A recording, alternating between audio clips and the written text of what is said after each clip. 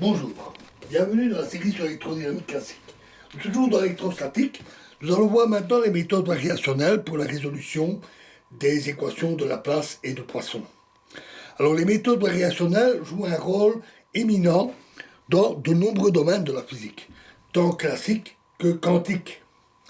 Elles fournissent des techniques permettant non seulement de déduire formellement les équations du mouvement au sens large, mais aussi d'obtenir concrètement des solutions approchées, souvent précises, de problèmes autrement inaccessibles.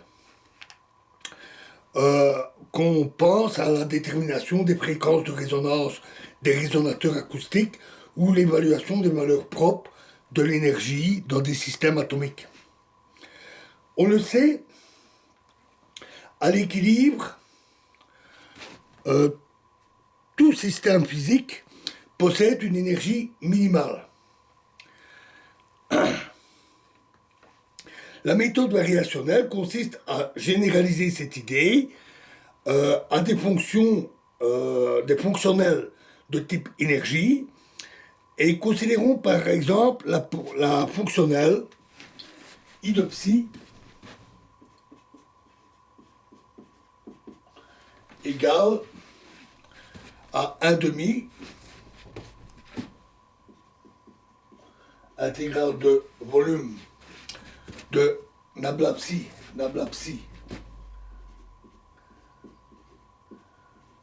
d cube x plus ou moins l'intégrale de volume de g psi d cube x.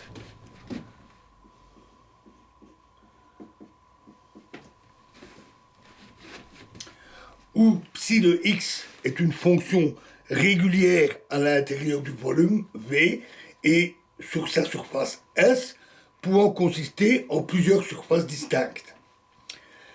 Et où g de x est une fonction source donnée,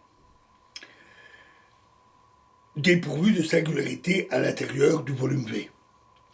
Examinons maintenant la variation au premier ordre de cette fonctionnelle sous l'action d'un changement psi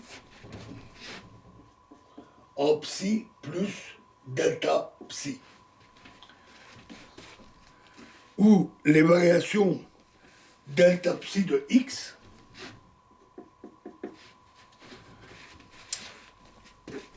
est infinitésimale à l'intérieur du volume V. La différence, et on considère aussi qu'elle s'annule sur la surface, la différence delta I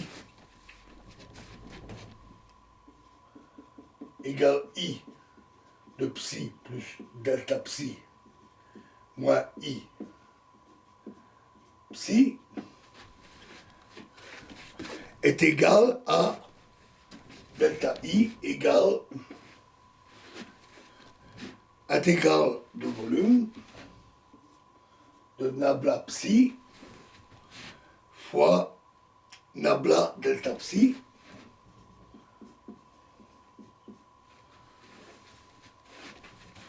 d cube x,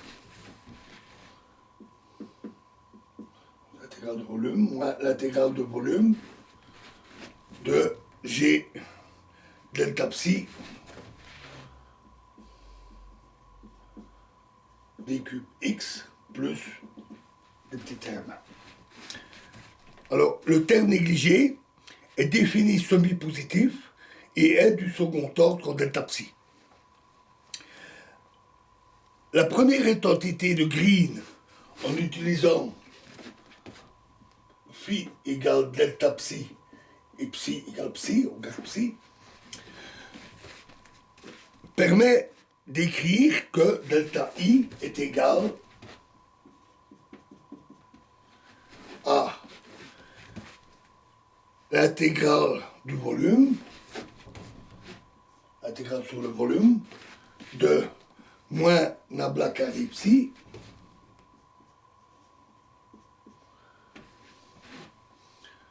moins g d cube x plus l'intégrale,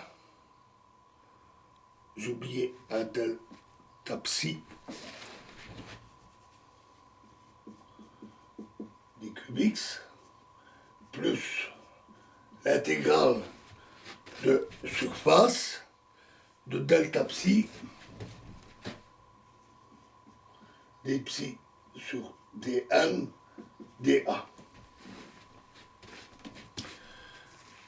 Comme delta psi est égal à 0 sur la surface frontière, de sorte que l'intégrale de surface est nulle, la variation au premier ordre de I psi s'annule si psi de x vérifie nabla carré psi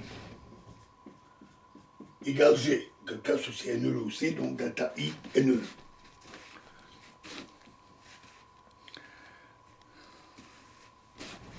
Moins g.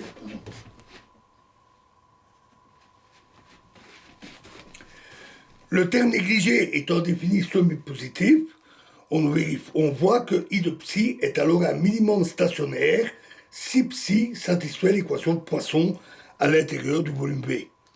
Et si les variations delta psi s'annulent sur la surface frontière. Une fois qu'on effectue les substitutions, psi devient le potentiel et G est ρ sur epsilon 0.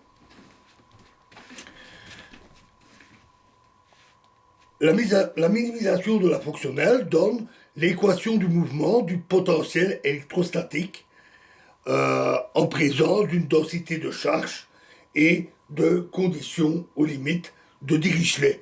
Phi grand phi étant donné sur S, delta phi est égal à 0 sur cette surface.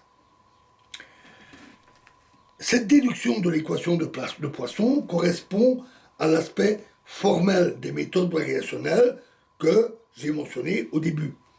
Le caractère stationnaire de l'extrémum de psi permet, lui, d'obtenir concrètement une solution approchée de psi de x. Alors pour cela, choisissons une fonction d'essai relativement souple. Donc psi de x égale a fois un grand psi de x alpha, bêta, etc. Un choix arbitraire, dépendant d'une constante de normalisation grand A et de plusieurs paramètres, alpha, bêta, etc. et construite de manière à satisfaire les conditions imposées sur la surface. La fonction grand psi peut être une somme de termes ayant les paramètres comme coefficients, avec ou bien alors une fonction avec un terme dépendant de plusieurs paramètres. Elle doit être choisie en anticipant au mieux la forme de la solution. Il s'agit donc ici de faire jouer son intuition et son expérience. La comparaison à des situations assez proches où on sait que la fonction a tendance à se comporter de telle manière.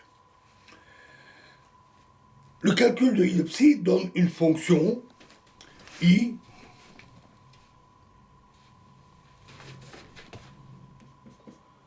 donc le calcul de I de psi donne alors une fonction x, I de x, alpha, bêta, etc.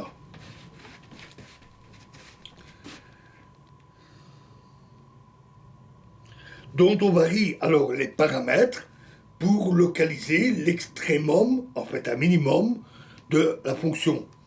Une fois écrite avec les paramètres optimum, la fonction d'essai représente la meilleure approximation de la solution réelle associée à la fonctionnelle qui a été choisie.